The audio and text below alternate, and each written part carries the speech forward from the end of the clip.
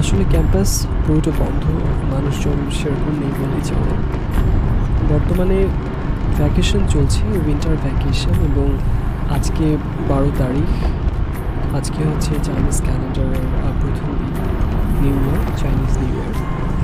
আমাদের ক্যাম্পাসে অনেকগুলো বিড়াল ছিল, অনেকগুলো দেখেছিলাম, 5টা-6টার মতো, কিন্তু বেশ কদিন ধরে আমি দেখতে পাচ্ছি যে বিড়ালগুলো কমে গেছে, হয়তো ওরা বিভিন্ন বাসায় চলে গেছে।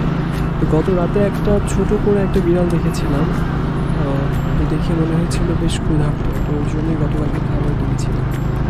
তো আজকে দিনের বেলা বিকেলে যখন ওকে খুঁজতে গেলাম, ওকে পেলাম না, কিন্তু ওকে খুঁজতে গিয়ে আমি আরও বাড়তি 2টো বিড়ালকে খুঁজে পেলাম। তো ওদেরকে দেখে মনে হচ্ছিল আর বেশ ক্ষুধার্ত। তো পিচি বিড়াল যেটার জন্য খাবার কিনেছিলাম তার খাবারটা বাকি খাচ্ছি, কিছুটা খাবার রেখেছি, যদি পিচিটাকে দেখি পরবর্তীতে খাবার। আর এখন যেহেতু বলছিলাম যেটা Chinese new year, spring festival বলে যেটা, তো এই সময়টাতে পুরো চায়না আসলে ফ্লাওয়ার দিয়ে পুরো ভরে যায়। আপনি যেখানে যাবেন দারুণ স্মেল পাবেন, আপনি ফ্রি পারফিউম পাবেন, এমন একটা ব্যাপার, চেরি ব্লুজম যেটা। তো আমাদের ক্যাম্পাসে ফুল ফুটেছে, যে ফুলগুলো মানে রাস্তা দিয়ে হাঁটার সময় স্মেলটা পাওয়া যায়, পুরো এলাকাটা আসলে ফুলের প্রান্ত হয়ে যায়।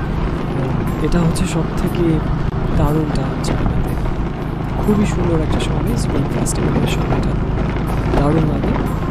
আর ক্যাম্পাসে মানুষজনও কম, শুনশান নীরবতা, এটাও বেশ এনজয় করছি।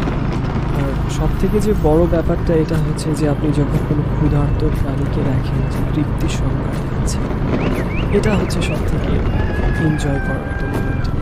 মানে এর যে প্রাইসলেস মোমেন্ট মনে হয় না, এটা আর কি।